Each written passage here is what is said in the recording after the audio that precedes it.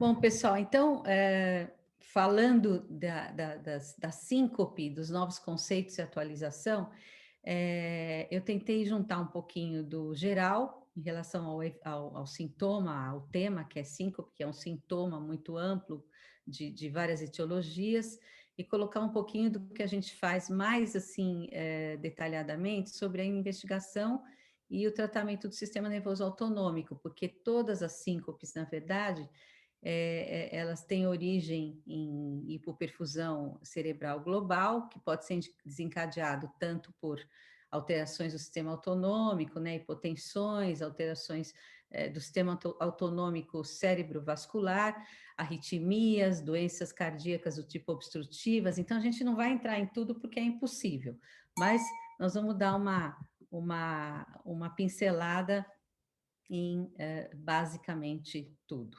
Então, começando, obviamente, com os conceitos, né? Nós sabemos que as síncopes, elas são tipos de perdas transitórias de consciência, e já nos guidelines da Sociedade Europeia de Cardiologia, em 2018, eles criaram essa nova nomenclatura, que já vinha sido estudada há algum tempo, né? Ao invés de falar síncope de cara, a gente pega as perdas transitórias de consciência e divide em traumáticas e não traumáticas.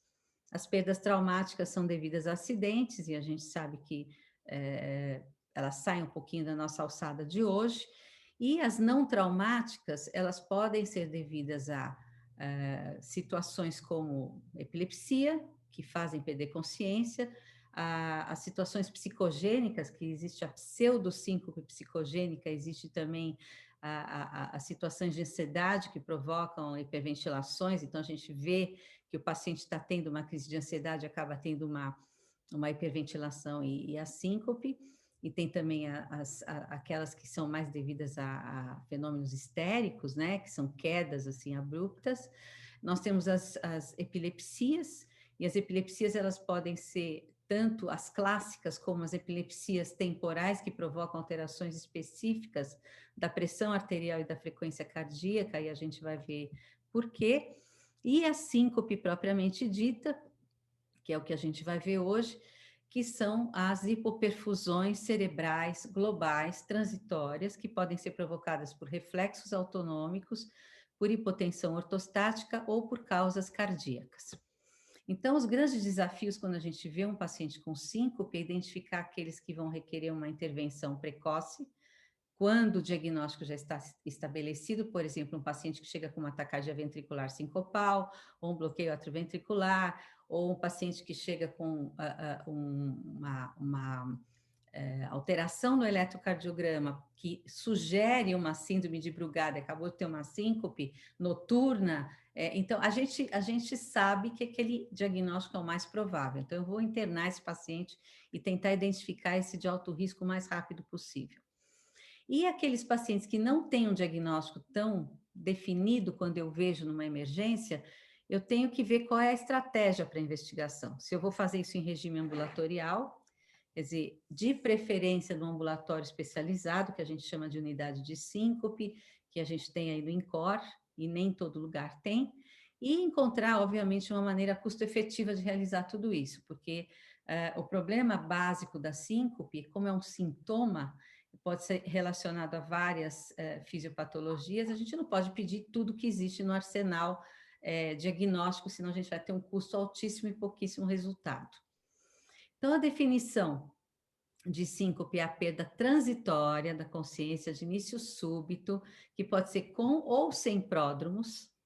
Ela é sempre de curta duração, dura máximo assim de 1 minuto, geralmente é segundos, 1 minuto, 2 minutos. O paciente se recupera total e espontaneamente, às vezes ele fica com alguns sintomas após essa perda de consciência, que é de fraqueza, indisposição, mas ele está consciente, a gente percebe que a consciência volta rapidamente. E normalmente existe uma incapacidade da manutenção do tônus postural. Essa incapacidade de manutenção do tônus pode ser manifesta por uma hipotonia generalizada, mas também o paciente pode ter um movimento tônico inicial, que geralmente é provocado naqueles casos em que a hipoperfusão é muito súbita, muito rápida, e não tem sintomas prodrômicos, então a gente chama de síncope convulsiva, e pode também ser acompanhada de algumas mioclonias de extremidade, desvio do globo ocular, liberação esfincteriana, o que é um diagnóstico diferencial com epilepsia. Muitos pacientes que têm síncopes convulsivas são tratados como epiléticos porque não existe essa investigação do ponto de vista de anamnese muito profunda. E é isso que a gente precisa fazer, sempre. Quer dizer, o que nós sempre preconizamos no ambulatório de síncope é que o paciente tem que ser investigado com história clínica de terceiro ano de medicina, onde a gente pergunta tudo e mais um pouco. Tá certo? E aí você só vai pedir aqueles exames que são absolutamente necessários, porque a maior parte dos casos você consegue definir com história clínica. Apesar disso tudo, a gente consegue achar a etiologia ou não, ou sugerir, ou suspeitar de uma etiologia, nós temos algumas miscelâneas no meio do caminho. Quer dizer, uma síncope de origem cardíaca, onde eu tenho alterações ou estruturais ou arrítmicas, ou eu tenho miocardiopatias nas quais eu tenho alteração do débito cardíaco, né, diminuição do débito, eu posso ter também, junto a esse baixo débito cardíaco, uma alteração no meu sistema nervoso autonômico. Eu tenho reflexos autonômicos inadequados. Muitas vezes esses pacientes usam drogas que prejudicam os reflexos autonômicos, que são, na verdade, os moduladores da pressão arterial. E com isso, eu posso prejudicar ainda mais o meu baixo débito cardíaco, tá certo? Eu posso aumentar o baixo débito e prejudicar essa perfusão cerebral. Além disso, existe a questão dos pacientes que apresentam alterações autonômicas primárias, né, do sistema nervoso autônomo mesmo, doenças primárias ou secundárias, que são as falências autonômicas puras, ou pacientes que têm doenças outras, como diabetes, Parkinson, que também provoca alterações do sistema nervoso autônomo, e tem aqueles induzidos por drogas vasodilatadoras, drogas inotrópicas negativas, drogas cronotrópicas negativas. Então, nem sempre a doença é própria do sistema nervoso autônomo, mas ela pode ser induzida. E o paciente que está hipovolêmico, então, eu tenho, por exemplo, síncope reflexa, hipotensão ortostática, que pode se associar à síncope cardíaca ou não, ou ser uma manifestação isolada. Então, a gente tem que realmente olhar o paciente de uma forma muito global e muito completa, tá? O importante é ter em mente, o mecanismo é sempre hipoperfusão cerebral, sempre, da síncope. Não existe outro mecanismo que defina a síncope.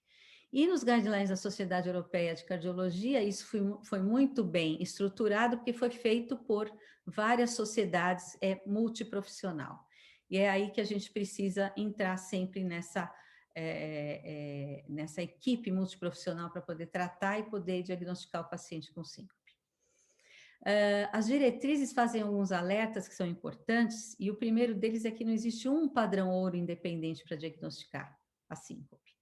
Existe um forte consenso de que essa avaliação inicial, que é feita pela história, pelo exame físico e pelo eletrocardiograma, que ele faz parte da avaliação inicial, faz o diagnóstico na maior parte dos pacientes, ou pelo menos a presunção diagnóstica, tá? E o julgamento clínico é melhor do que qualquer score de risco que já foi publicado na literatura, que a gente tem aí, score de EGCIS, score de OESL, vários scores, mas atualmente a gente considera o julgamento clínico como principal avaliador do risco do paciente. E para isso é importante que exista pessoas especializadas, que a gente considera experts, assim, que são estudiosos da área, e que a gente chama de unidade de síncope, que também foi uma outra proposta da Sociedade Europeia de Cardiologia. É uma unidade virtual ou física dentro de um hospital, que é o que a gente tem aí no INCOR, né? E infelizmente em poucos outros lugares, que tem acesso a especialistas, equipamentos especializados, a abordagem é pragmática, sempre baseada nos consensos, tem que ter evidência científica, é prática, e a equipe multidisciplinar, que tem que estar aí no meio da investigação. Os benefícios da unidade de síncope é sempre que você faz muito mais diagnóstico em menor tempo, gasta menos, né? E o paciente sai com dados mais consistentes. E esses estudos preliminares demonstraram que quando a gente faz isso dentro dessa estratégia, existe uma diminuição do número de internação, quer dizer, não é para ficar olhando cada item disso aqui, porque eu coloquei esse slide para falar para vocês que existe realmente uma diminuição do número de internações e um maior número, uma maior porcentagem de diagnósticos definidos. Então, o que é a avaliação inicial? História detalhada, exame físico minucioso, eletrocardiograma. Isso vai envolver, eu falo isso sempre, gente, é repetitivo, mas nós temos que repetir. Estado nutricional do paciente, principalmente o idoso. Hidratação desse paciente. Se ele tem anemia ou não, isso é muito importante. E se tem sangramentos ativos. Isso pode resolver o problema na consulta, na primeira consulta ambulatorial ou de pronto atendimento. Eu vou fazer sempre a avaliação da pressão e frequência cardíaca do paciente em decúbito dorsal horizontal, imediatamente após a ortostase, 3 minutos após a ortostase.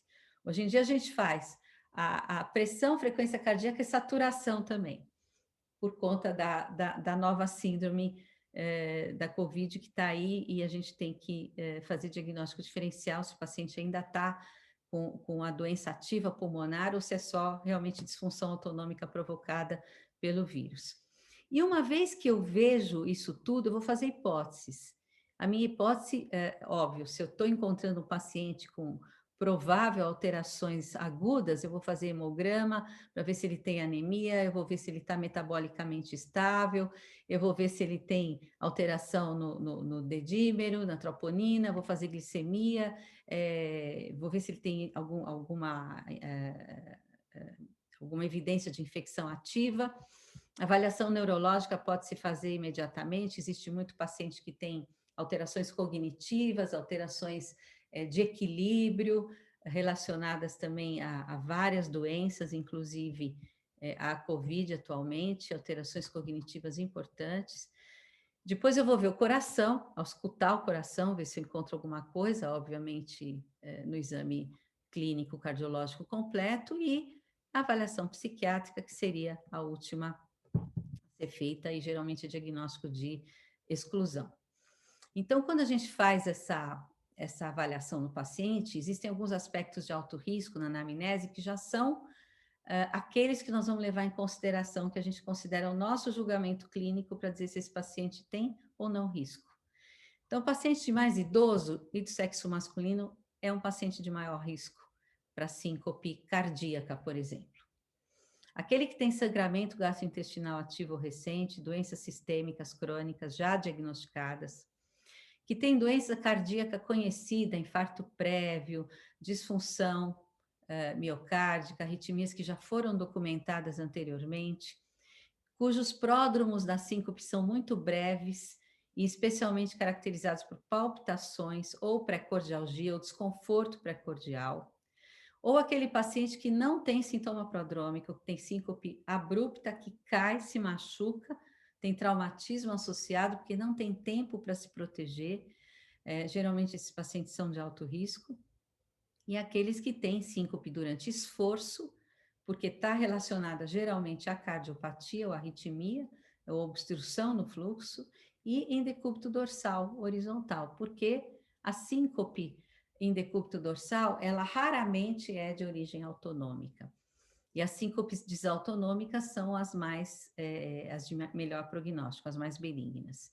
Quando o paciente tem história familiar de morte súbita ou de doenças hereditárias, a gente tem que procurar, obviamente, alguma característica nele que afaste ou confirme o diagnóstico, tá? E os aspectos de baixo risco encontrados já na anamnese é se o paciente é jovem, criança, adolescente, que geralmente o risco é menor. Se a síncope é sempre em postura ortostática ou após mudança postural rápida, hipotensão postural, se bem que no idoso a hipotensão postural é um aspecto de alto risco, porque geralmente está relacionada à doença, outros tipos de doenças sistêmicas. A presença de pródromos, principalmente aqueles pródromos autonômicos, que são calor, náusea, cólica, escurecimento visual, diaforese, é o paciente que tem aquela questão neurovegetativa, né?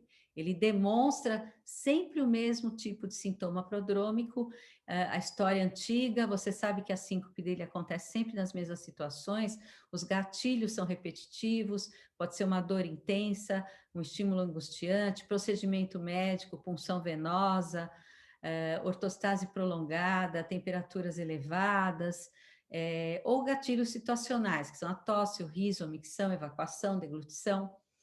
A tosse, a evacuação e deglutição geralmente são gatilhos para síncopes vasovagais, para síncopes reflexas.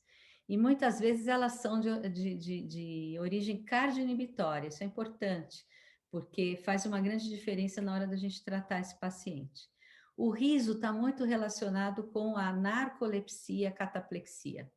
Então, o paciente começa a gargalhar, aí ele cai.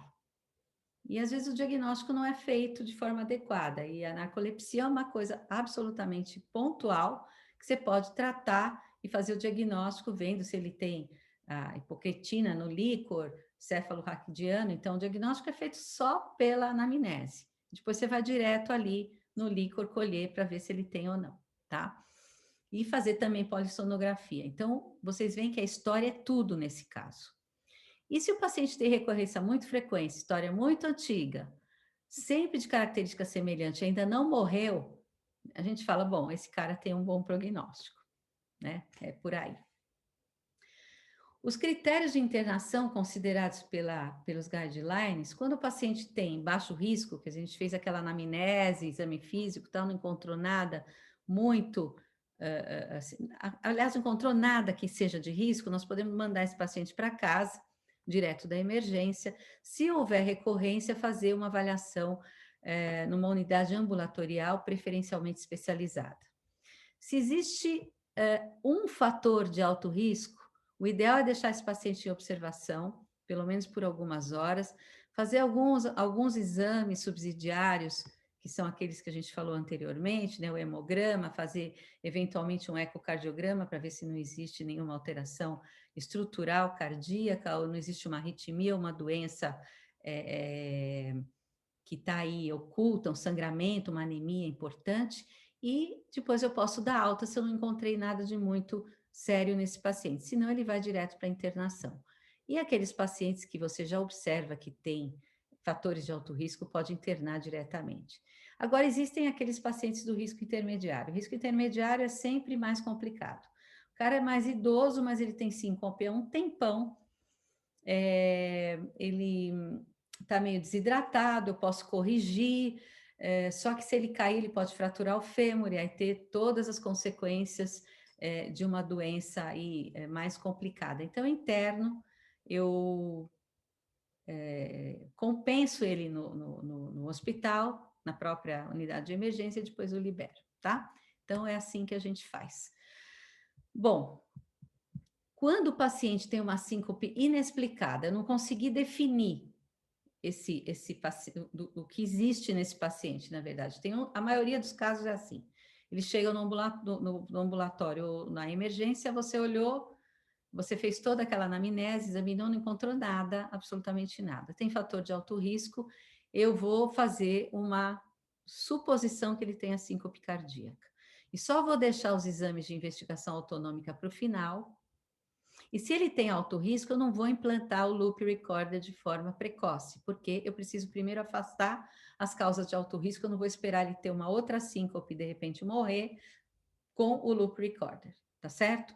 Se o paciente tiver baixo risco e o episódio for isolado, eu posso só observar e liberar esse paciente, ele volta se tiver um outro episódio, e se tiver recorrência, eu vou pensar principalmente em causa desautonômica, eu posso fazer o tilt test. Se o tilt for negativo, ele continuar tendo recorrência, eu posso fazer ou o implante do loop recorder, que é muito mais eficiente, ou a gente pode fazer o que a gente tem, que é o loop não implantável, que é o que a gente tem no SUS, né? O sistema nervoso autônomo, ele é muito complexo, muito complexo, cada vez a gente vê que ele é mais complexo. É uma rede, né, neuroendócrina de integração entre o cérebro e os órgãos-alvo, e é ele que faz a homeostase do nosso organismo. Se vocês observarem essa figura ao lado, a gente vai ter justamente um diagrama desse sistema autonômico. Nós vamos ver que a parte do sistema simpático, nós temos os gânglios paravertebrais, né? E no caso do parasimpático, a gente tem o neurônio pré-ganglionar, ele é mais próximo do órgão-alvo do que no caso do sistema simpático. Isso tem uma implicação grande, depois vocês vão ver quando vocês forem ter aula de denervação autonômica, por que a gente faz as denervações para tratar algumas arritmias e tratar mesmo a síncope vasovagal cardioinibitória. Isso eu tenho a impressão que tem uma aula aí própria para esse tema. O efeito, né, o aumento da atividade simpática sempre vai implicar numa diminuição da parasimpática, sempre, sempre, sempre. A gente sempre vai ter esse efeito gangorra, então não adianta quando um está predominando, o outro está inibido. O simpático aumenta a frequência, enotropismo, resistência periférica, esplâncnica, eleva a pressão, o aporte de oxigênio para os órgãos-alvo. Tudo isso é mediado por norepinefrina e o parasimpático predomina no repouso e é mediado por acetilcolina. Quando esse cirurgião, neurocirurgião, que foi o Steven Oppenheimer, começou a fazer cirurgia de epilepsia refratária, ele começou a fazer estimulação elétrica na córtex cerebral, e ele percebeu que quando ele estimulava a ínsula esquerda, ele provocava bradicardia e vasodepressão, diretamente, sem passar por nenhum tipo de outro estímulo. Quando ele estimulava a ínsula direita, ele provocava aumento da frequência cardíaca e aumento da pressão arterial. Então, se a gente tiver algumas epilepsias localizadas na região temporal, na região principalmente temporal baixa, próximo do lobo da ínsula, a gente pode ter bradicardia e hipotensão, ou pode ter arritmia cardíaca, taquicardias, não só sinusais, mas outras taquicardias, e também hipertensão, e esses sintomas podem ser provocados por epilepsias nessas regiões que são totalmente atípicas. Do que a gente conhece, das convulsões tônico-clônicas. Então, também é um diagnóstico diferencial de síncope, tá? E o que ele percebeu nesses estudos foi que toda vez que você tem a regulação simpática do autonômica é feita pela córtex insular direita e a parasimpática esquerda. Então, é o centro de integração entre o sistema nervoso autônomo, os órgãos periféricos, mas também recebe informação do sistema límbico. Então, por que os pacientes com alterações emocionais, por que os pacientes que têm eventos assim muito importantes, muito traumáticos, eles podem ter síncope vasovagal, e a gente não tem que desdenhar esse paciente. É psicogênico, é piti, é não sei o quê. Porque existe uma correlação entre as situações emocionais e o sistema cortical insular, e com isso ele pode fazer síncope provocada por emoções. Nós temos um estudo muito interessante que foi feito por uma pós-graduanda que fez psicoterapia em pacientes com síncopes refratárias, eram vasovagais, eram documentadas, mas tinham fortes relações com estímulos emocionais. Esses pacientes realmente diminuíram significativamente o número de eventos. Então, a gente tem que considerar esse paciente sim e não falar, não é orgânico, eu não vou lá, não vou... Eu brinco, inclusive, né, porque a gente tem uma visão um pouquinho diferente dos intervencionistas, a gente tem que intervir também no psicológico, não só é lá queimar o vago, né? Então, tudo isso é importante. Esse sistema todo reflexo de interação neuromoral, né, ele controla a pressão e o ritmo cardíaco. Então, a gente, com ele funcionando adequadamente, nós vamos atingir as nossas necessidades. Toda vez, por exemplo, que eu assumo uma postura ortostática, eu vou relembrar aqui para vocês o arco barorreflexo, eu vou ter uma queda do retorno venoso, da pressão de enchimento ventricular. No coração e nos vasos pulmonares, eu vou ter receptores de baixa pressão, de estiramento, que são os barorreceptores de baixa pressão, e nas carótidas eu tenho os receptores de alta pressão, que vem o fluxo que sai do débito cardíaco. A aferência desses receptores, ela vai provocar um estímulo no núcleo do trato solitário, dependendo da necessidade do organismo, e a eferência vai ser, então, a minha resposta barorreflexa. Se eu tenho uma diminuição do aporte de sangue para a região central, eu vou desinibir a atividade simpática para os meus órgãos-alvo, que vão ser rins, leitos vasculares e coração. Tá certo? Então, toda vez que eu assumo a postura ortostática, eu tenho essa manifestação fisiológica no nosso organismo. O tilt test, ele foi implantado na década de 80, em 1986. A gente começou a fazer no INCOR em 89, foi aí que começou tudo, e começou o ambulatório de síncope a partir do laboratório de tilt test, e a gente, junto com a literatura internacional, foi estudando esses mecanismos todos que provocavam as disfunções autonômicas, porque foi por meio do teste que a gente conseguiu documentar isso que estava acontecendo, que antes era só suposição.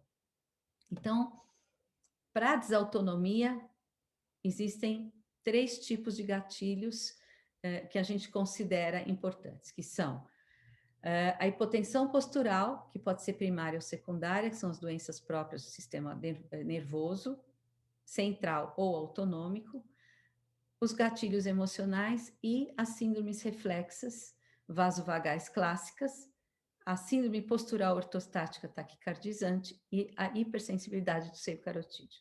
São essas 3 entidades que a gente vai estudar mais agora, tá? Isso entra na síndrome de intolerância ortostática. Então, quais são os sintomas que o meu paciente apresenta quando ele chega no consultório ou no pronto-socorro? Tontura, escurecimento visual, fadiga, que é desproporcional ao grau de exercício, muitas vezes, náusea, cólica abdominal, cefaleia, calor, sudorese, às vezes uma dificuldade de regular a temperatura corporal, acrocianose, que eu não coloquei aqui também, às vezes um edema de extremidades, depois de correr, depois de fazer exercício, palpitações, uma certa instabilidade, sensação de mareio, pré-síncope e síncope. Tá? Então, ele pode se apresentar com todos esses sintomas, que na maioria das vezes é desenhado e até, se não chega a síncope, é tido como uma manifestação psicogênica. Quando, além do meu arco barorreflexo, que a gente já definiu lá atrás, que vai fazer um aumento da frequência, do inotropismo e vasoconstrição periférica esplâncnica para aumentar o retorno venoso, eu vou ter outros sistemas que vão contribuir para a adaptação da pressão arterial por meio da massa muscular desse indivíduo. Então, se eu tenho uma diminuição de massa muscular muito grande, eu vou ter diminuição do tônus muscular e, com isso, a minha capacitância venosa vai ficar maior. Então, esse indivíduo vai ter maior dificuldade de assumir a postura ortostática também, e apesar do arco barorreflexo muitas vezes preservado, ele pode ter algum comprometimento postural, pode ter um pouco de hipotensão postural, além de fraqueza. Além disso, a gente tem os mecanismos neuromorais, que é a vasopressina, a renina-angiotensina aldosterona, que vão, ao longo do tempo, pelo estímulo simpático ou diretamente pela vasopressina, provocar um aumento da volemia do meu paciente. Então, no início, é o barorreflexo que funciona, é o tônus muscular, contraindo e diminuindo a capacitância venosa, empurrando o sangue para cima, e o sistema de aumento de volemia, tá? Quando a gente fala na síncope vasovagal clássica, sempre fica aquela questão, uma doença benigna, doença ou condição clínica, né? Porque ela pode acontecer em qualquer indivíduo, em todas as idades, tem um excelente prognóstico, não existe doença palpável, neurológica nem cardiovascular relacionada a ela, envolve vias reflexas que são as mesmas que a gente usa para nos defender em proteção a grandes hemorragias ou um estresse extremo, porque qualquer ser humano pode ter uma síncope vasovagal na vida, isso não quer dizer que ele seja doente. Ela pode ser provocada pelo tilt test em indivíduos que são assintomáticos e nunca tiveram síncope. Se eu usar um protocolo mais agressivo, porque eu estou realmente induzindo aquilo a acontecer, e pode ocorrer após graus variáveis de exposição à microgravidade, perdas de peso e hipoidratação. Então, se eu tenho, por exemplo, um astronauta que fica uma semana no espaço, ele vai chegar e vai perder a capacidade de manter a pressão postural. E isso é simplesmente porque a microgravidade faz com que ele tenha uma espécie de destreinamento, descondicionamento do barorreflexo. Então, a gente precisa recondicionar esses indivíduos. Então, ela não deixa de ser, a síncope vasovagal, uma condição clínica, que depende do indivíduo, ele vai ter mais ou menos sensibilidade ou suscetibilidade individual. Pode ser relacionada a fatores genéticos, né? Existem polimorfismos relacionados a essas síndromes, assim como existem polimorfismos na hipertensão arterial. E a maioria dos pacientes que têm síncopes recorrentes tem maiores volumes venosos por uma vasorreatividade prejudicada por esses polimorfismos. Então, eles não conseguem fazer vasoconstrição adequada, o retorno venoso fica insuficiente, existe uma redução do volume central que não consegue ser compensado, e esse aumento da volemia central é fundamental para a gente melhorar as síndromes desautonômicas. Essas alterações, como eu falei, podem ser adquiridas por hipoidratação, por exemplo, ou pode ser geneticamente determinada. E toda a aferência, o gatilho pode ser também por alterações, por exemplo, motilidade exagerada do trato gastrointestinal, porque existe sensor autonômico aqui, então é a síncope evacuatória de deglutição, que manda um estímulo aferente para o núcleo do vago.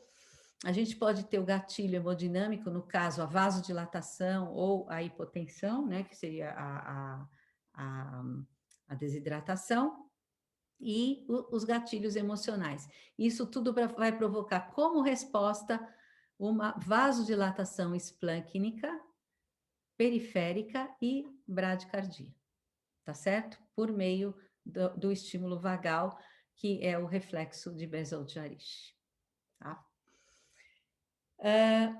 Com a introdução do tilt test, então a gente conseguiu desvendar esses gatilhos e esses sistemas, eu não vou me deter muito aqui, mas existe uma questão que é muito importante, que é o conceito de suscetibilidade à hipotensão.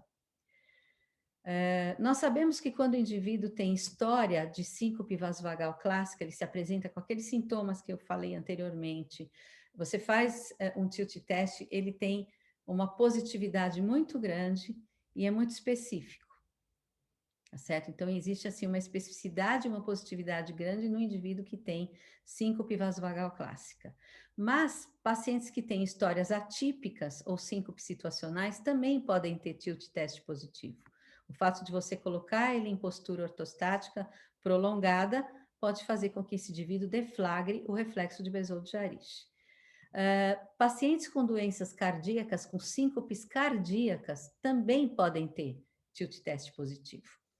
E aí veio uma questão, mesmo aqueles indivíduos sem nenhuma história de síncope podem ter, mesmo se você fizer com protocolos adequados. Então, o pessoal teve uma época que lançaram alguns estudos falando, o tilt não serve para nada, vamos abolir da investigação do paciente com síndrome vasovagal. Mas isso é totalmente furado, por quê? Porque esse conceito da suscetibilidade facilita, da suscetibilidade à hipotensão, facilita o paciente que tenha uma taquicardia supraventricular, por exemplo, no momento de uma taquicardia supraventricular, mesmo tendo coração normal, em que ele está com o coração acelerado, menor volume intracardíaco, ele pode deflagrar o reflexo vasovagal. Então, ele é mais suscetível a síncope por uma causa benigna, não uma taquicardia ventricular ou uma fibrilação ventricular, do que o indivíduo que não tem suscetibilidade à hipotensão. Então, é importante sim. A outra questão importante é sobre o uso do marca-passo em alguns pacientes, porque se ele tiver suscetibilidade à hipotensão, você coloca o marca-passo, ele não resolve o problema da cardioinibição. Você tem que tratar também a vasodilatação, senão esse indivíduo não vai ficar bem. Ele vai continuar desmaiando, apesar de você colocar um marca-passo e resolver o problema da bradicardia dele, tá? Então, o tilt test atualmente ele foi revalorizado e ele volta a ter uma importância importante, uma grande importância, desculpem, nessa avaliação e tratamento dos pacientes que têm causas multifatoriais. Ele faz o diagnóstico de síncope vasovagal e hipersensibilidade do seio carotídeo, ambas nas formas vasodepressora e cardioinibitória. A síndrome postural ortostática taquicardizante e pseudosíncope psicogênica, porque você vê ali o indivíduo com a taquicardia ortostática, tendo aqueles sintomas todos, e você pode realmente saber que ele não está fingindo, ele não tá simulando, não é uma síncope conversiva, por exemplo. Ele faz o diagnóstico dos subtipos de hipotensão ortostática, que se são precoces, se são tardias, se são hipotensões mediadas por alterações próprias do sistema nervoso autonômico, eventualmente são hipotensões por hipoidratação, porque numa eu vou ter taquicardia reflexa e na outra eu não vou ter, porque se o sistema nervoso está totalmente prejudicado ou doente, eu não vou ter resposta cardíaca também à exposição ortostática, eu não vou ter taquicardia, eu vou ter hipotensão sem taquicardia. Diferente do paciente que está desidratado ou usando droga vasodilatadora ou diurético, ele vai ter hipotensão com taquicardia. E fazer o diagnóstico diferencial da síncope convulsiva com epilepsia.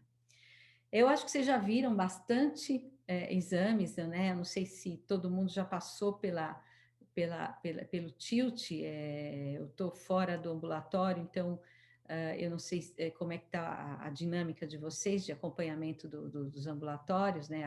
O rodízio, mas esse é o exemplo de um teste de inclinação, onde a gente faz durante o decúbito dorsal horizontal a medida da pressão arterial e frequência cardíaca do paciente, depois a gente coloca o paciente a 70 graus de inclinação ortostática, como estava naquela figurinha anterior, e eu vou observar esse paciente ao longo dessa exposição ortostática. Normalmente eu tenho uma taquicardia reflexa para tentar compensar essa pressão, mas num determinado momento, esse paciente específico, ele não suporta, ele não consegue sustentar a pressão arterial.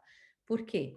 O coração dele está batendo rápido, ele está conseguindo manter até aquele determinado momento, mas à medida que isso vai se prolongando, ele estimula os receptores mecânicos intramiocárdicos e deflagra o reflexo vasovagal, aqui caracterizado como bradicardia e hipotensão. Então, essa é uma forma mista, tipo 1, a forma mais frequente da síncope vasovagal, tá? Essa é uma outra forma de apresentação da resposta vasovagal, que é a vasodepressora predominantemente, que é considerada tipo 3. Aqui a gente vê o decúbito dorsal horizontal, depois de 10 minutos coloca o paciente em ortostase a 70 graus, tem taquicardia reflexa, vai, tenta compensar. Esse exame foi um exame que precisou de uma sensibilização com o nitrato. Vocês vão fazer isso junto com o pessoal do ambulatório, com a doutora Tan, vai explicar direitinho tudo isso no exame. Com o nitrato em dose baixinha de 1,25 miligramas, ou com sublingual, ou com o puff de nitroglicerina sublingual de 400 microgramas, a gente pode provocar uma situação de sensibilização do teste sem que isso perca a especificidade. Se vocês colocarem uma dose alta de nitrato, você perde a especificidade do exame, aí qualquer indivíduo vai ter a vasodepressão, tá? Não é o caso aqui, porque a gente usa a dose preconizada nos guidelines. Mas depois vocês vão ter aula só de tilt, tá, gente? Por isso que eu não estou entrando em detalhe. Mas aqui tá, então, uma síncope vasodepressora. E por que eu sei que é vasodepressora só? porque no momento do nadir da hipotensão, eu estou em taquicardia ainda, estou tentando controlar essa minha hipotensão, só que eu não consegui. Então, o indivíduo tem uma súbita queda reflexa, tá? E essa resposta cardioinibitória, que é a tipo 2, que atualmente, antes a gente fazia uma distinção entre uma bradicardia inferior a 40 batimentos por minuto por mais de 10 segundos, mas hoje em dia é considerada a resposta cardioinibitória só aquela na qual a gente tem a sistolia abrupta no paciente, enquanto ele está na exposição ortostática e ele geralmente não tem pródromo nenhum. Vocês veem que ele vem aqui com uma frequência normal, não tem bradicardia progressiva e de repente ele faz uma pausa importante, aqui um escapezinho, depois ele volta a ter os batimentos cardíacos normais quando a gente coloca esse indivíduo na posição horizontal ou de Trendelenburg. Essa é considerada a forma cardioinibitória clássica. E por que que tem uma implicação importante? Essa forma. Porque se eu induzo essa forma no tilt test, eu posso indicar um marcapasso para o meu paciente, se ele tiver síncope sem pródromo, se ele tiver muitos episódios recorrentes, se ele já tiver tido trauma físico associado, se ele tiver mais que 40 anos de idade. E essas síncopes forem recorrentes, assim, mais de 5 vezes na vida, eu já estou autorizada a implantar quando eu tenho essa resposta junto com essa história clínica. Não preciso ficar esperando documentar isso futuramente num loop recorder, tá? É só essa forma, gente. A outra, que abaixa para 40, não serve para isso, tá? Não serve para essa indicação. Mas nós sabemos que todos os pacientes que têm essa situação têm também vasodepressão. Não existe nenhuma forma de síncope vasovagal, mesmo que a cardioinibitória tipo 2B, que é essa pausa sinusal ou bloqueio atrioventricular, se você colocar o marcapasso, ele vai fazer hipotensão, sempre, sempre, sempre, tá? Isso é diferente da hipersensibilidade do seio carotídeo. A síndrome do seio carotídeo também pode ser diagnosticada durante o tilt test, porque ela é sensibilizada pela postura ortostática. Se eu faço a manobra vagal, que é a compressão do seio carotídeo, durante 10 segundos. Tem todo o protocolo de execução da manobra vagal. Não pode, a gente não pode apertar os dois lados, por exemplo.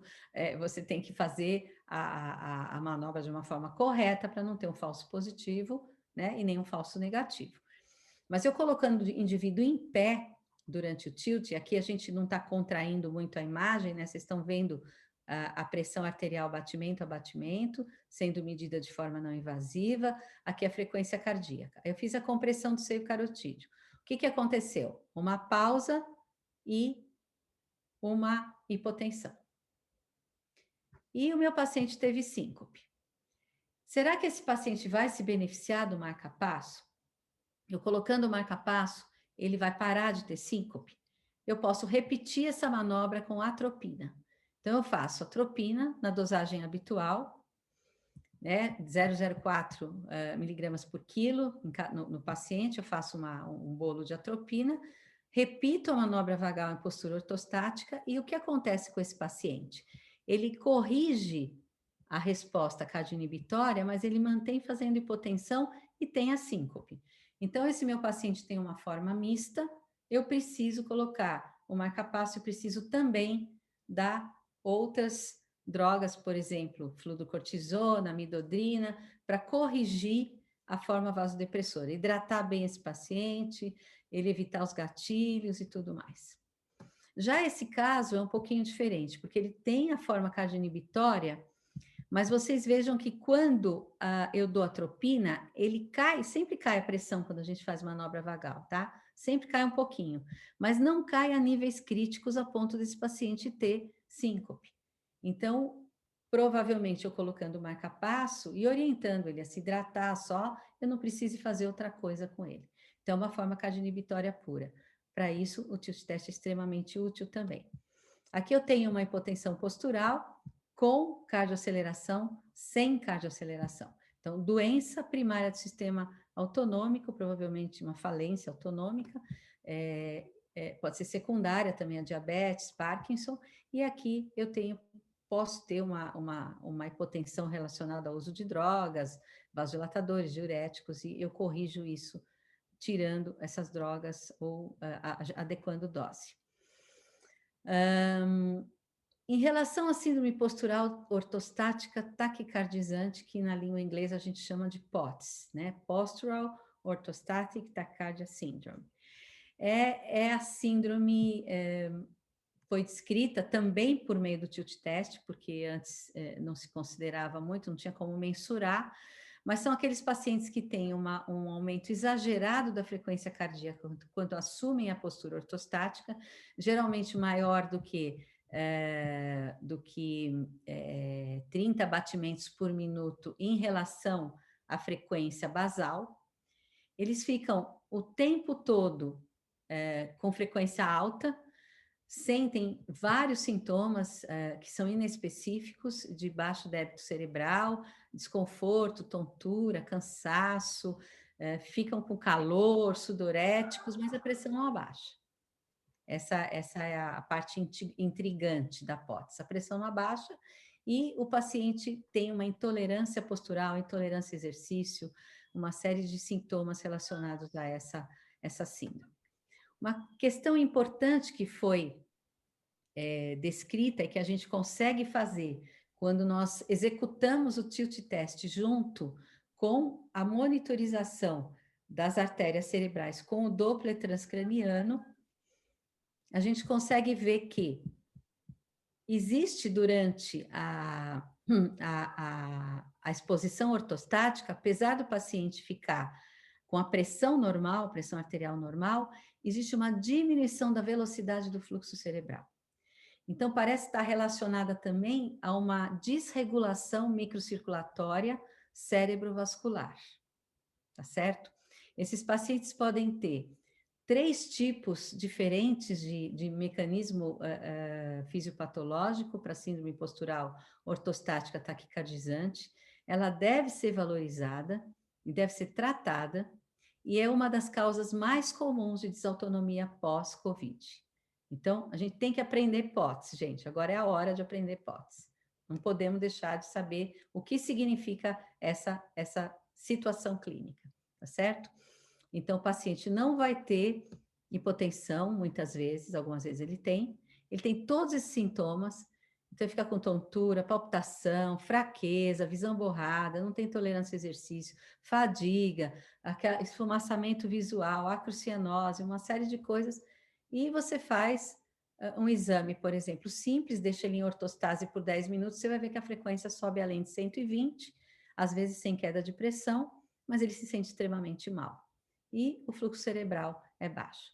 A gente consegue fazer todas essas medidas por meio do TILT, avaliação autonômica ampliada, onde a gente tem bioimpedância junto com a monitorização de pressão e frequência cardíaca, e com isso eu consigo ver a frequência, a pressão arterial, o volume sistólico, o débito cardíaco, a resistência periférica, a variabilidade do RR, né, a pressão diastólica. Eu posso fazer, o software, ele mede a relação de frequência, ele faz a variabilidade da frequência cardíaca no domínio do tempo e da frequência, então ele vê low frequency, high frequency, se tem o predomínio simpático, que é low frequency, se eu tenho o predomínio parasimpático, que é high frequency, e faz inclusive a avaliação do baroreflexo, se esse meu baroreflexo está ou não preservado.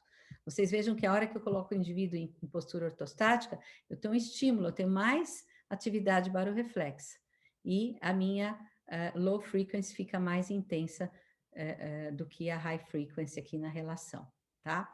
Então, é isso que acontece normalmente. Esse paciente é interessante porque ele teve aqui uma hipotensão e a gente vê que a pressão diastólica caiu, aumentou um pouco, diminuiu a frequência cardíaca, a resistência periférica diminui também um pouquinho. Então, a gente pode ver o mecanismo fisiopatológico de uma forma muito mais adequada do que fazer só a medida da pressão e frequência cardíaca. Gente, como é que tá de tempo aí? Fala, Cris.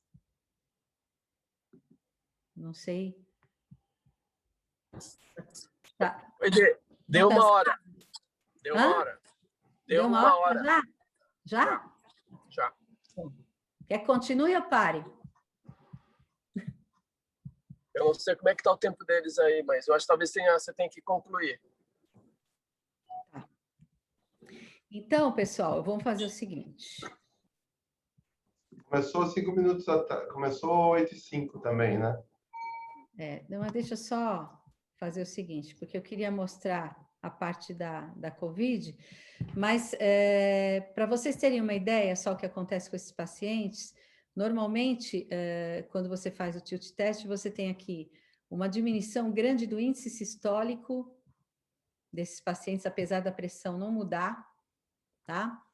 E você tem um aumento da resistência periférica, não é por meio só da vasodilatação que ela acontece. Então, vamos passar aqui para os guidelines, para quando é que a gente indica o tilt test. Então, a recomendação é classe 2A, para fazer o diagnóstico diferencial dessas disfunções autonômicas, e ele deve ser também, pode ser indicado para você ensinar o paciente a fazer aquelas manobras de contração muscular, de compressão da mão, para poder aumentar o tempo do sintoma prodrômico e diminuir a probabilidade de você cair. Hoje em dia, a gente tem indicado para diagnosticar síncope também o home video, tá? Então, todo mundo tem celular, então pede para o pessoal da família filmar o paciente. Isso ajuda muito, muito, muito, muito, quando você filma o evento, faz o tilt test, compara os dois e vê se tem a ver. Então, a gente tem orientado os pacientes a fazer o home video também. A monitorização do eletrocardiograma pode ser feita tanto pelo Holter, telemetria, como até o loop externo, que a gente tem aí no nosso ambulatório. É óbvio que o tempo de monitorização e o tipo de monitorização, quanto mais tempo, mais diagnóstico você vai fazer, e isso é possível ser feito de uma forma muito mais eficaz por meio do loop implantável, quando você não consegue diagnosticar o paciente por meio dos exames habituais que a gente faz, tá? O loop recorder hoje em dia é muito simples de se implantar, a gente pode fazer isso ambulatorialmente, né? Infelizmente o SUS ainda não nos dá essa possibilidade, mas a gente consegue fazer o diagnóstico. Nessa meta-análise a gente pode observar aqui que o diagnóstico pode ser feito em metade dos pacientes e as síncopes arrítmicas são diagnosticadas em 50% dos casos. Então, é importante que se tenha em mente que nós precisamos dessa ferramenta na nossa abordagem da síncope inexplicada, tá?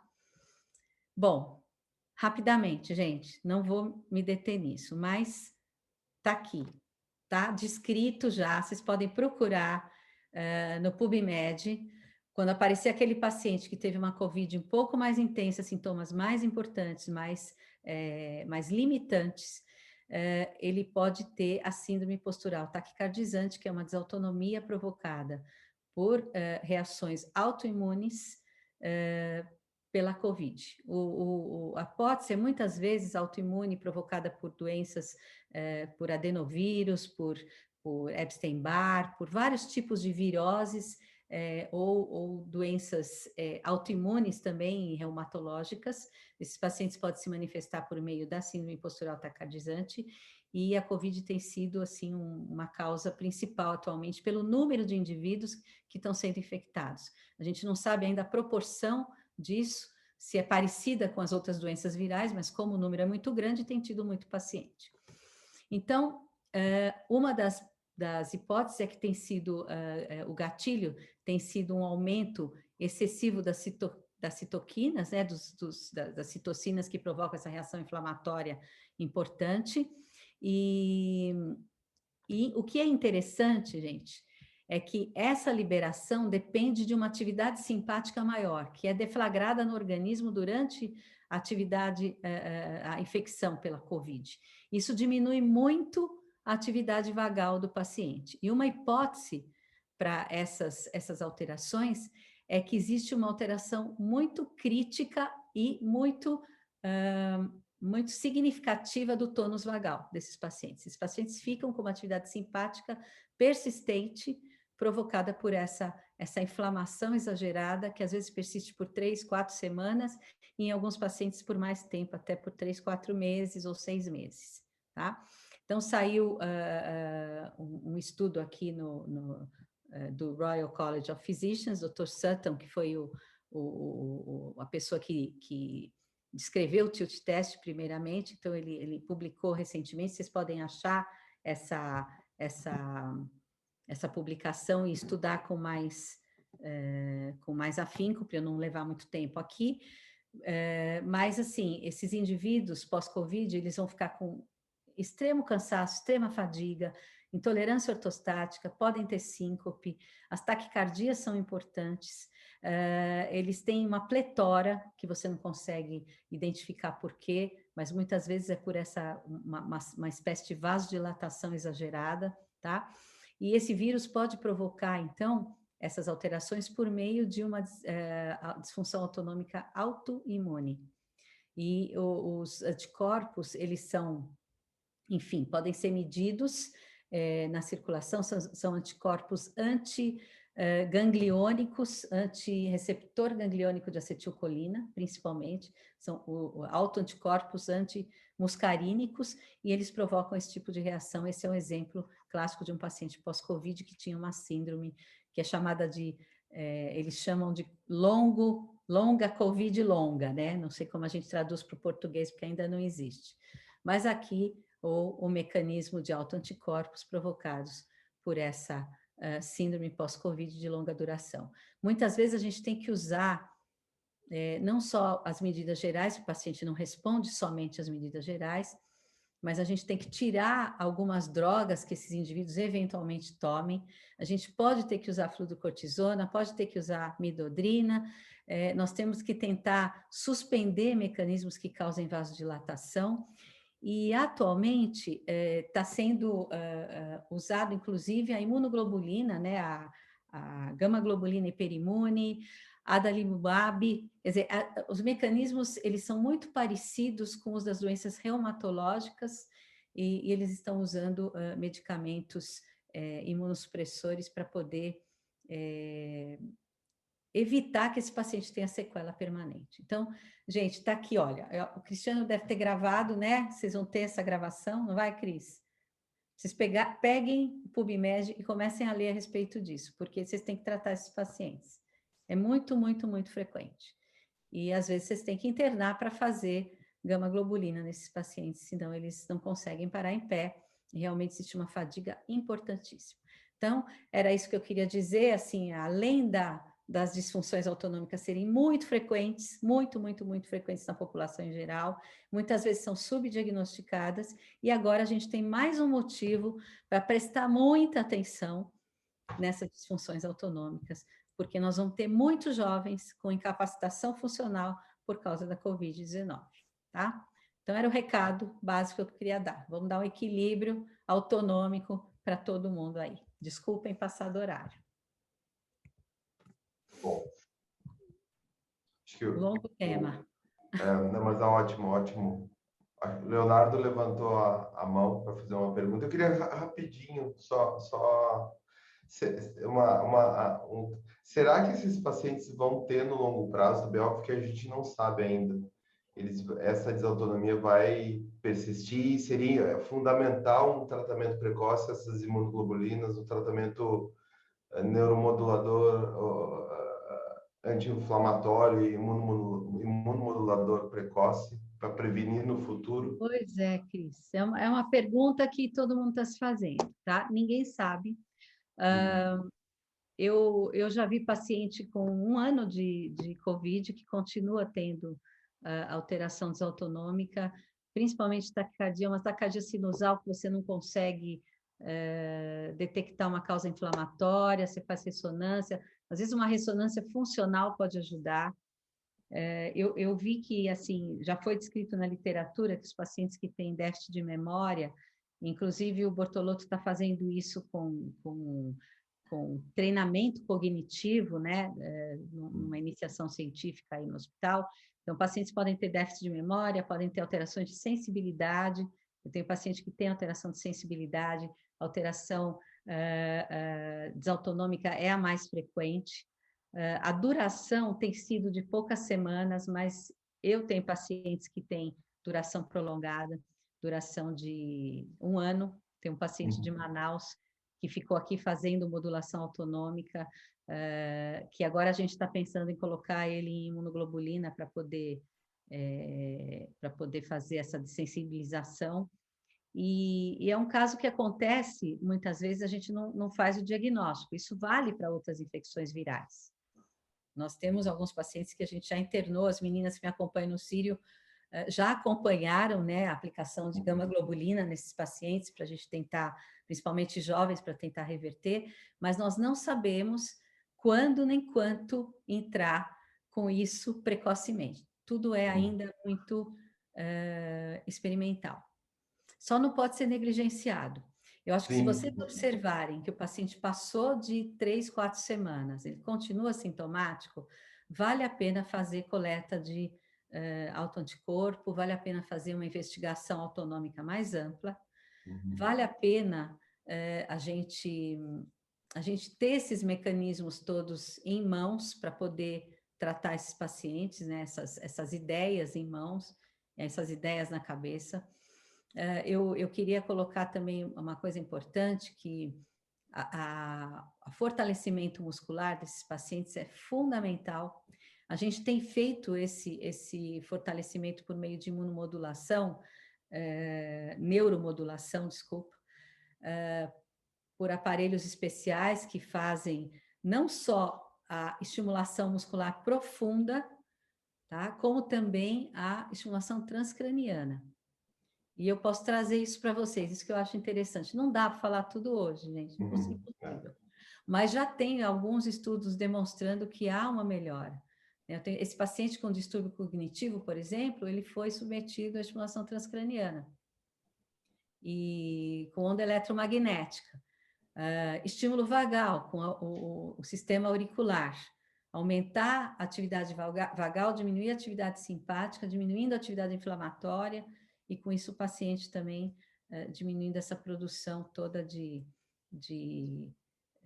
desses anticorpos e dessas citocinas. Enfim, a gente não sabe ainda, mas nós sabemos que existe. Mas é um campo, né, para É investigar. muito amplo, muito, muito, muito amplo, tá? Bom, Leonardo está de Estamos mão estudando. levantada. Tá. Bom dia, doutora. Primeiro, obrigado pela aula. Eu tenho algumas dúvidas, na verdade, vou juntar duas aqui, se der tempo eu faço a outra. Inicialmente é sobre o SPOT. Eu até tive a oportunidade de discutir com a doutora Luciana e com a doutora Tam, que as publicações na definição de SPOT, elas são um pouco divergentes no quesito assim, temporal. Algumas publicações não colocam uma determinação de tempo. Tem o consenso americano de 2015 que coloca que se persistir por mais de 30 segundos, a gente já poderia considerar o diagnóstico. E a maior parte das publicações coloca que se essa elevação de frequência ocorrer dentro de 10 minutos, aí que a gente teria o diagnóstico, mas não diz exatamente por quanto tempo que essa elevação precisaria persistir. Então, queria saber, assim, no exemplo que a senhora colocou, acho que não tem dúvida, né, que o paciente permaneceu com aquela taquicardia durante todo o exame, mas como é que a senhora acha aí nessa questão temporal e o que a senhora considera? E em relação ao tratamento, acho que hoje a primeira opção aí seria talvez ainda o beta-bloqueador, mas a ivabradina vem despontando aí como uma opção, e a gente teve até um ensaio randomizado que foi publicado esse ano, que mostrou aí um benefício da ivabradina, mas em relação ao placebo. Então, queria saber se você acha que a ivabradina é uma opção interessante ou se já teve alguma experiência aí prescrevendo ivabradina para esses casos. Olha, Leonardo, essa é uma questão muito importante. Eu participei desse consenso 2015, tá? A gente, infelizmente, o SPOT, né? POTS, às vezes eu falo POTS, que a gente fica mais acostumado, infelizmente, a falar inglês, mas assim, o POTS ele tem várias fisiopatologias, não tem uma só. E isso eu acho que a gente pode ampliar aí, depois falando um pouco mais, se vocês marcarem uma segunda sessão aí de desautonomia. Mas o POTS, ele pode ser hiperadrenérgico, ele pode ser autoimune, que é o POTS desautonômico, na maioria das vezes autoimune, e aí você tem o hiperadrenérgico. Se você por hipovolemia. Então, são 3: hipovolêmico, hiperadrenérgico e autoimune. O POTS hiperadrenérgico, você tem uma forma de fazer o diagnóstico, né? Geralmente ele acontece porque o indivíduo tem uma alteração da proteína recaptadora de norepinefrina intracelular, então ele não faz essa recaptação, você fica com excesso de catecolamina circulante, e esse caso, sim, ele responde bem a beta-bloqueador, mas principalmente o beta-bloqueador de ação central, que seria nadolol ou propranolol. Pode até responder a beta-bloqueadores periféricos, mas se você der uma dose de beta-bloqueador para um paciente que tem um POTS desautonômico, ou mesmo a ivabradina, você vai piorar esse paciente. Porque o POTS desautonômico, ele acontece como resposta a uma vasodilatação que é inapropriada, e a gente consegue medir isso através da avaliação autonômica. O paciente tem um aumento de catecolamina para tentar compensar a pressão. Se você baixar a frequência desse paciente demais, você piora muito a condição dele em ortostase. Então, o tratamento de escolha para esse tipo de POTS é a amidodrina e a fludrocortisona. E você muitas vezes usa o beta-bloqueador de ação central ou a ivabradina em pequenas doses, para dar uma lapidada naquela taquicardia que eventualmente você não conseguiu diminuir completamente só com o aumento da volemia central, tá? Porque às vezes não dá para reduzir completamente. Então, a gente tem que corrigir a volemia. E essa é a principal parte do POTS desautonômico. E tem o hipovolêmico, o paciente toma diurético, ou meninada que faz um monte de regime, aí toma um monte de droga, não só os termogênicos como hipovolemiantes, né? Não sei se é assim que a gente fala, mas que você tem que corrigir volemia e ponto. Não faz mais nada, hidrata, acabou. Você entendeu? Então, existem todas essas vertentes. Não dá para a gente considerar POTS. O POTS é uma síndrome. É uma síndrome com várias fisiopatologias diferentes. Se você usar ivabradina contra placebo, vai acontecer a mesma coisa que a síndrome vasovagal, quando usava qualquer medicação contra placebo, que ia ser tudo ruim. Não funciona. Agora, se você faz o diagnóstico através de uma avaliação autonômica, que o paciente tem um déficit da resistência periférica, ou se ele tem um déficit de produção de catecolamina, aí sim você vai conseguir tratar. Ou se ele tem um índice sistólico baixo, ou se ele tem uma alteração da microcirculação central. O tratamento é completamente diferente, tá? É aí que entra, assim, o sistema nervoso autônomo, ele é muito simplicitamente escrito pela cardiologia, eu sinto isso, tá? Como eu fiz a minha formação com um neurologista, então eu acho assim que a gente tem que ir um pouquinho mais além. O pessoal estuda muito a droga contra placebo, mas não faz a definição do diagnóstico. Você falou da definição, primeira pergunta. Então, eu não sei se eu fui clara na questão do tratamento. Precisa fazer o diagnóstico fisiopatológico, tá?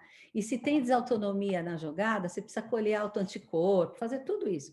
Tem que fazer a catecolamina na posição supina ortostática, colher autoanticorpo, ver se esse paciente tem volemia adequada, tudo isso tem que ser feito, tá? Aí depois você trata. Fazer Doppler transcraniano, com manobras posturais. O que você define? Como é que você define a POTS? Se você coloca o paciente no tilt, você define como ele tendo mais de 30 batimentos em relação ao basal, que persiste durante o período de exposição ortostática. Se você vai fazer isso no consultório, geralmente você deixa o paciente, eu deixo 3 a 5 minutos em ortostase. Se ele mantiver a frequência elevada, acima de 100, 120, você considera POTS. Se ele começa com 50, 60, vai para 90 e fica com aquele mal-estar, você pode supor que é um POTS também. Se bem que a gente fala em taquicardia quando você tem frequência acima de 100. Mas depende muito de onde o paciente começa. Se é um paciente super treinado, o que devia acontecer fisiologicamente com ele?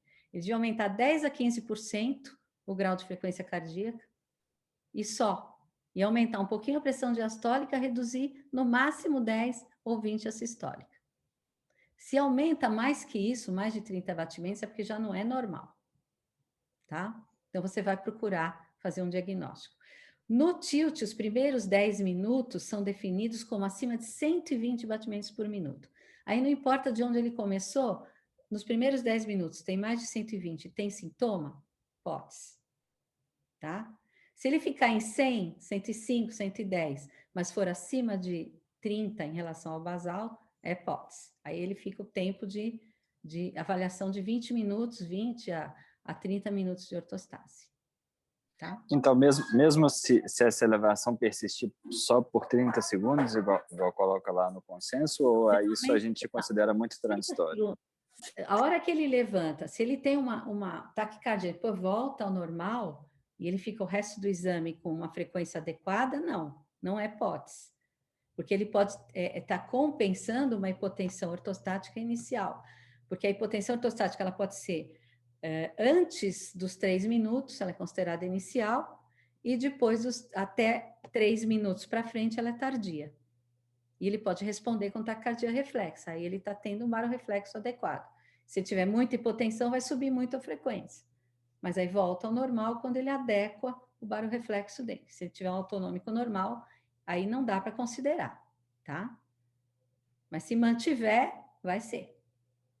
Uma coisa que eu queria falar da investigação prolongada, eu tive 2 pacientes, um já tem uns 2, 3 anos, e tem umas 2 semanas, era uma paciente da área de saúde que trabalhava lá no hospital, no outro hospital que eu trabalho, e palpitação. Ela acompanhava com esse fellow nosso, POTS e também taxinusal inapropriado. E já tinha acontecido comigo tem uns 2, 3 anos. O paciente com N Holters, aí no Holter pegava num momentozinho, pegava uma queda súbita da frequência com uma discreta mudança da P. Aí não, eu levei para o procedimento, vamos fazer a ablação. Então era uma taquicardia atrial perisinusal, um pouquinho do apêndice.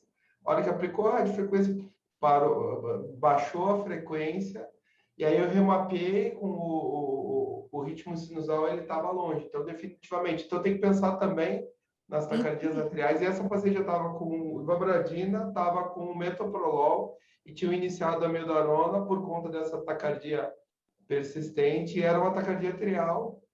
Então, fazer essa monitorização prolongada ou repetida, muitas vezes, num Holter a gente pega a pista e aí tem também como ajudar o paciente, né? Você sabe que isso é interessante, assim, o Holter da POTS, ele tem a característica, durante a noite você tem uma frequência normal, e durante o dia, quando o paciente está em atividade, a frequência sobe. Isso dá para você fazer o diagnóstico. Quando entre taquicardia sinusal inapropriada, essas perisinusais, acho que fica aí mais difícil, né? Eu tenho paciente com pós-Covid que ele tem uma taquicardia persistente, e é engraçado porque à noite, o que a gente observou? Ele faz um ritmo juncional acelerado à noite. Então, aconteceu mais alguma coisa aí inflamatória que talvez tenha lesado, que agora a ressonância está normal, mas pode ter sido na fase aguda. Ele provavelmente cai a frequência, mas ele tem um ritmo automático aí à noite que está provocando a taquicardia dele à noite. Provavelmente o simpático está 1000 também, né? Eu tenho muito paciente que tinham extracístoles que vinham bem controlados e não tinha feito ablação, que agora descompensaram. Então, não, minha extracístole piorou e coisas. Acho que tem também uma ativação do simpático também. Tem que dosar catecolamina, tem que dosar prova de função inflamatória. A gente tem que ficar de olho nesses pacientes. Às vezes eles têm que tomar corticóide por período mais prolongado, às vezes tem que tomar imunossupressor. Tem várias coisas aí para fazer por eles. A questão é ficar de olho, é atenção e diagnóstico, né? Fazer diagnóstico diferencial. É importante. Deem uma lida, tem bastante coisa escrita, tem algumas coisas que são discutíveis, então vocês têm que ter, obviamente, né, o critério crítico, né, para poder saber o que vale, não, mas vale a pena, sim, ler e ficar com essas questões todas em mente. E aí eu fico à disposição, se vocês quiserem ampliar um pouquinho a discussão do assunto, pego alguns casos do consultório, faz umas discussões aí da vida real. Bom. Dá tempo de fazer mais uma pergunta rapidinho? Tá, 4 minutos, é 9h30. A senhora comentou aí das respostas cardioinibitórias, né? O tratamento mais tradicional seria o marca-passo, né? Mas uma alternativa hoje seria a denervação autonômica. Tem algum critério ou alguns fatores que a senhora considera para optar um em relação ao outro, ou, enfim, tem alguma forma aí da gente selecionar melhor os pacientes que se beneficiariam mais de um tipo de tratamento ou outro? Você sabe que a gente fez um trabalho, a gente fez um estudo FAPESP aí, há uns... Quantos anos faz, Cris? Acho que uns... 7 anos, né? Tem uma publicação que até o Estevam, que é o primeiro autor, que foi, acho que de 3 anos atrás, sobre a ablação autonômica gangliônica seletiva, né? A gente, existe a questão do marca-passo na síncope vasovagal sempre foi muito polêmica, né? A gente indicou pouquíssimo, nosso ambulatório, se em 30 anos tiver 10 pacientes com marca-passo, é muita coisa. Por quê? Porque a maior parte dos pacientes responde bem ao tratamento convencional, mesmo se eles tiverem a forma cardioinibitória, principalmente quando eles são jovens. Então, qual que é a situação? O paciente bem jovem, que tem a forma cardioinibitória, que antes se considerava também aquela questão dos menor que 40, 10 segundos, eu sempre achei isso um pouco furado, porque o paciente tem um pouco de pródromo, depende do tempo que você deixar ele inclinado, ele vai fazer 40, ou 30, ou 20. Tem gente que abaixa a maca mais rápido, mais lentamente. Então, a cardioinibitória mesmo, que é a definida hoje, abruptamente o paciente faz uma pausa ou um BAVT, tá? E geralmente, os pacientes que não respondem ao tratamento geral, ao tratamento convencional, porque primeiro você começa pelo convencional, sempre. Mesmo a cardioinibitória, o marca-passo não é a primeira escolha. A primeira escolha é hidratação, evitar gatilho, fazer uso depende do tipo de paciente, se ele é vasodilatado, se ele tem venodilatação, aí você vai usar ou amidodrina, fluocortisona, ou você vai fazer tudo igualzinho você faz com o paciente misto, tá? Se o paciente é refratário, aí você vai para a segunda etapa. E a segunda etapa, no nosso grupo, atualmente, a preferência é a ablação ganglionar vagal seletiva, tá? Que foi descrita pelo Pachon como cardioneuroablação. Aí a gente usa a ablação vagal seletiva porque a preferência sempre foi fazer o mínimo de ablação, né? Queimar o mínimo possível e não fazer toda a parede posterior do átrio, como era proposto, porque tinha uma implicação nos jovens de ter que usar anticoagulante, de repente você criava uma situação um pouquinho mais complexa do que a própria síncope vasovagal. Mas, assim, a minha preferência e no serviço, atualmente, a gente, obviamente, tem que fazer mais estudos, tem que fazer estudo multicêntrico. Agora, o pessoal lá de fora está se interessando, mas até o momento só era o grupo do Pachon nosso que fazia, e é uma pena porque o pessoal tinha uma resistência grande em fazer a ablação. Mas quanto menos você conseguir indicar marca-passo no indivíduo jovem, que tem uma forma cardioinibitória da doença, que não responde a um tratamento convencional, que tem um risco de queda, de trauma, de acidente, ter uma qualidade de vida péssima, é muito melhor você fazer a ablação vagal do que o marca-passo, na minha opinião, tá? Isso não está no guideline. Nas nossas diretrizes vai estar como classe 2B, mas vai estar lá já. Eles não puseram na deles, mas nós vamos pôr na nossa, né, Cris? E porque a gente acha isso mesmo, é consenso de especialista. Agora, se você pegar um indivíduo com mais de 40 anos, já está refratário, ou mesmo não tão refratário, eu acho que você indicar mais precocemente o marca-passo ou a ablação também é válido. Tá certo? Por quê? Porque você, o máximo que pode acontecer é não dar certo. Se não der certo, você põe o marca-passo. Eu acho que dá para sim ser esse fluxograma de passos, né? A gente já teve paciente que não deu certo, colocou marca-passo e Põe o marca-passo. tudo tranquilo. Mas a Né? gente indica, sim, indica a ablação vagal, tá? Eu acho que é um A método idade, né? O maior... sensacional, um negócio fantástico.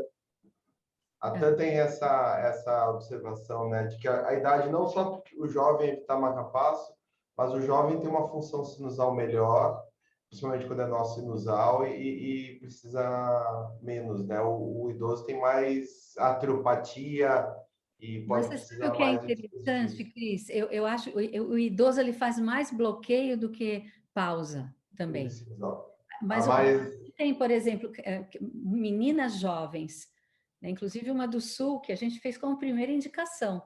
Ela tinha uma síncope por bloqueio atrioventricular, toda vez que ela almoçava, ela deglutia e ela desmaiava em cima da mesa. A gente fez a ablação nela faz uns 10 anos, ela se formou em Eu lembro medicina. dela. Aham. Ela já está formada em medicina. Quer dizer, tem vários casos que fazem BAVT. Esses casos eu acho que são até mais fáceis da gente indicar a ablação do que os pacientes que fazem pausa sinusal. Né? Então é isso, Leonardo. Não sei se respondeu, Bom, demorou aí, mas Respondeu sim, muito obrigado. imagina. então tá. Obrigada, gente, pela atenção. Viu? Aí eu vou colocar depois no YouTube. A gente está fazendo o canal do núcleo. Aí eu estou colocando as aulas antigas. Quem sabe na próxima aula até já também eu estou pensando em fazer a transmissão ao vivo da aula pelo canal. Aí mesmo sem link a pessoa pode acompanhar. Vamos ver se vai dar certo isso aí. Tá bom. Muito Tchau. obrigada, gente. Ó, Obrigadão. beijos. Cuidem-se. Um Tchau, tchau. abraço. Tchau.